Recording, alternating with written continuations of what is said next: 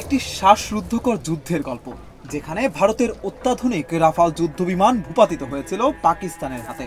কিন্তু কিভাবে? চলুন জানি এমন একটি ঘটনা যা সামরিক ইতিহাসে স্মরণীয় হয়ে থাকবে।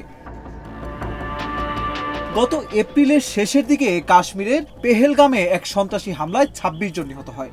এরপরই ভারত ও পাকিস্তানের মধ্যে উত্তেজনা বেড়ে যায়। পরিস্থিতি আরো জটিল হয়ে ওঠে ৭ মে, যখন পাকিস্তান দাবি করে তারা ভারতের অত্যাধুনিক রাফাল যুদ্ধবিমান ভূপাতিত করেছে।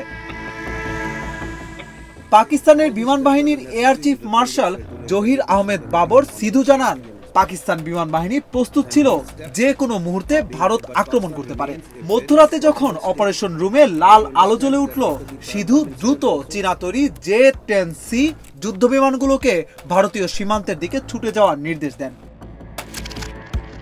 ফ্রান্সের তৈরি রাফাল যুদ্ধবিমান ছিল ভারতের শক্তিশালী অস্ত্র, কিন্তু সেই মুহূর্তে পাকিস্তান নতুন ধরনের একটি কৌশল ব্যবহার করে। গোটা আকাশে প্রায় ১১০টি যুদ্ধবিমান একে অপরকে আক্রমণ করছিল।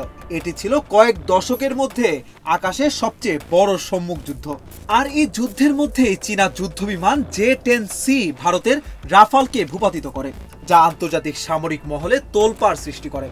যে ক্ষেপণাস্ত্র ব্যবহার করা হয়েছিল তা ছিল চীনা PL-15 ক্ষেপণাস্ত্র, যা ২০০ কিলোমিটার দূরের লক্ষ্যবস্তুতে আঘাত হানতে সক্ষম।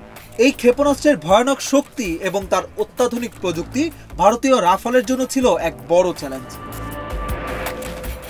ভারতীয় পাইলটরা ভেবেছিলেন তারা পাক ক্ষেপণাস্ত্রের আওতার বাইরে রয়েছেন। তারা ধারণা করেছিলেন যে চীনা PL-15 ক্ষেপণাস্ত্রের ধরন সীমিত, অর্থাৎ ১৫০ কিলোমিটার পর্যন্ত। কিন্তু এই ধারণার বিপরীতে পাকিস্তান অত্যাধুনিক চীনা প্রযুক্তি ব্যবহার করে তাদের রাফালকে নিঃশেষ করে দেয়। এই ঘটনায় শুধু ভারতের রাফাল যুদ্ধবিমান ভূপাতিত হয়নি, বরং পশ্চিমা প্রযুক্তির সামনে চীনা প্রযুক্তির শক্তি প্রমাণিত হয়ে গেছে। আর এর ফলস্বরূপ রাফালের প্রতিষ্ঠাতা ডসল্টের শেয়ারের দামেও ছিল বড় ধরনের পতন। এই একমাত্র ঘটনা সামরিক প্রযুক্তির যুগে নতুন এক যুগের সূচনা করেছে।